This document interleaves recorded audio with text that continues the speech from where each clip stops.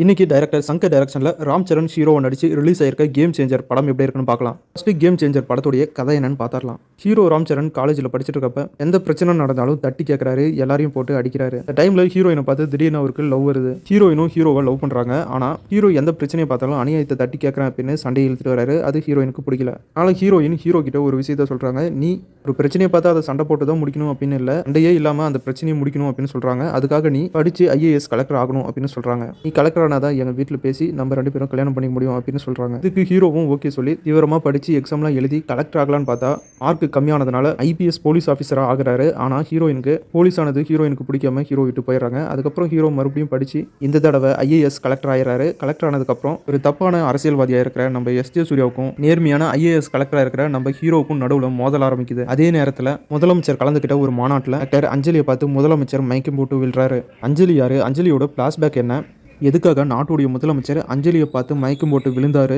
அரசியல்வாதி SJ சூர்யாவுக்கும் நேர்மையான IAS collector ஹீரோவுக்கும் நடுவில் நடந்த தரமான சுவாரஸ்யமான சம்பவங்கள்லாம் என்ன அப்படிங்கிறதெல்லாம் கேம் சேஞ்சர் அப்படிங்கிற இந்த படத்தை பார்த்து நீங்க தெரிஞ்சுக்கங்க.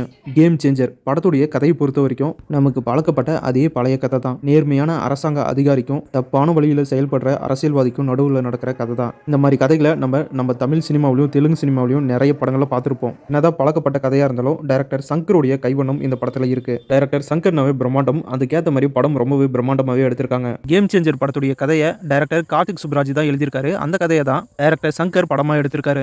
இந்த படத்துல டைரக்டர் சங்கர் பாத்தீங்கன்னா முன்னாடி அவர் எடுத்த சிவாஜி, முதல்வன் அந்த படங்களுடைய ரெஃபரன்ஸை அப்படியே இதுல யூஸ் பண்ணியிருக்கிற மாதிரி தெரியுது. இருந்தாலும் அந்த விஷயங்கள் எல்லாமே இந்த படத்துல ஓரளவுக்கு ஒர்க் அவுட் ஆயிருக்கு. ராம் சரணும் SJ சூர்யாவும், அதாவது ஒரு IAS ஆஃபீஸரும் கரப்டட் பொலிட்டிஷியனும் ஒன்னா சந்திக்கிற அந்த சீன் ரொம்பவே சூப்பரா இருக்கு. SJ சூர்யாவை பத்தி சொல்லவே தேவையில்ல, அவருடைய ஆக்டிங்ல அவர் பக்காவா பண்ணியிருக்காரு. ராம் சரண் இந்த படத்துல 2 கெட்டப்ல நடிச்சிருக்காரு. அப்பா ரோல்ல வர அந்த ராம் சரணுடைய பிளாஷ்பேக் ஸ்டோரி ரொம்ப சூப்பராகவும் சென்டிமெண்டாகவும் இருக்கு. இந்த 20 நிமிஷம் பிளாஷ்பேக் தான் இந்த படத்துக்கான ஹைலைட்னே சொல்லலாம். ஆக்டர் ஜெயராமுக்கும் SJ சூர்யாவுக்கும் நடுவில் வர அந்த காமெடி சீன்லாம் சூப்பரா ஒரு கூட்டம் இருக்கு. 2 பேருமே பயங்கரமா ஸ்கோர் பண்ணியிருக்காங்க. ஃபர்ஸ்ட் ஆஃப் ஃபுல்லா mass masala, love, action, fight அப்படின்னு கொஞ்சம் நார்மலா இருக்கு. செகண்ட் ஆஃப் பிளாஷ்பேக், ராம் சரணுடைய ஸ்டோரி, சென்டிமெண்ட், ஆக்ஷன், SJ சூர்யாவுக்கும் ராம் சரணுக்கும் நடுவில் நடக்கிற கிளாஷ் அப்படின்னு ரொம்பவே சூப்பரா எடுத்திருக்காங்க. படத்துல நிறைய காட்சிகள்ல லாஜிக் இல்ல, இன்ட்ரோடக்ஷன் ஃபைட்லயே லாஜிக் இருக்காது, நிறைய சீன்ல எல்லாம் லாஜிக்கே இருக்காது. ஆனாலும் டோட்டலா படம் எப்படி இருக்குதுன்னு பார்த்தா வழக்கமா வரக்கூடிய நார்மல் மாஸ் மசாலா கமர்ஷியல் படமா வர வேண்டியது. ஆனா டைரக்டர் சங்கருடைய படங்கள்ல எப்பயுமே ஒரு சோசியல் மெசேஜை கண்டிப்பா சொல்லுவாரு. இந்த படத்துலயும் ஒரு சூப்பரான சோசியல் மெசேஜ் சொல்லியிருக்காரு. அதனால இந்த படம் ஒரு சுமாரான படமா வர வேண்டியது. டாக்டர் சங்கருடைய டைரக்ஷனாலையும் SJ சூர்யா ராம் சரணுடைய பர்ஃபார்மன்ஸ்னாலையும் இந்த கேம் சேஞ்சர் படம் mass masala commercial action sentiment love social message கலந்து ஒரு சூப்பரான டீசென்ட்டான ஒரு நல்ல படமா ரிலீஸ் பண்ணியிருக்காங்க.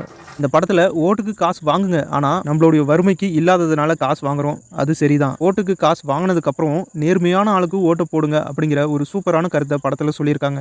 நீங்க இந்த படத்தை பார்க்கணும் அப்படின்னா நீங்க அதிகமான எதிர்பார்ப்போட இந்த படத்துக்கு போகாதீங்க. அப்படி போனீங்கன்னா உங்களுக்கு இந்த படம் பிடிக்க வாய்ப்பில்லை. உங்க மனசுல கம்மியான எதிர்பார்ப்போட இந்த படத்துக்கு போங்க. கண்டிப்பா உங்க எல்லாருக்குமே இந்த படம் பிடிக்கும். இந்த பொங்கலுக்கு ஃபேமிலி ஃப்ரெண்ட்ஸோட சேர்ந்து இந்த படத்தை பார்த்து என்ஜாய் பண்ணுங்க. அடுத்த வீடியோவில் உங்களை சந்திக்கிறேன். இது உங்கள் வேல் 10 யூடியூப் சேனல். நான் உங்கள் வேல். தேங்க்யூ.